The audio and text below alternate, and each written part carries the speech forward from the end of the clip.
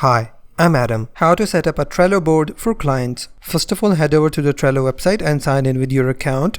On the top of your screen, you will see a Create button. Click on it and select Create Board. On the visibility section, we have a drop-down menu with three options: private, workspace, and public. If I select the private option, it will be only limited to me. No one will be able to see the workspace that I have created. And the second option will allow me to share my workspace with my clients. I will be able to add or remove clients into my workspace. On the third section, which is public, my board will be open to the whole world. Any user in the Trello will be able to see my board. You have to select your desired option. In my case, I will select private and click on Create.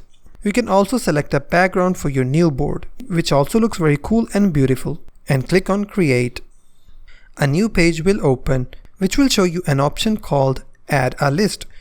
On this page, you can also change the name of your board that you have just created. Now I can add a list and everything else, add some clients or whatever I want to do with this board. And basically that's how you can create a board on Trello.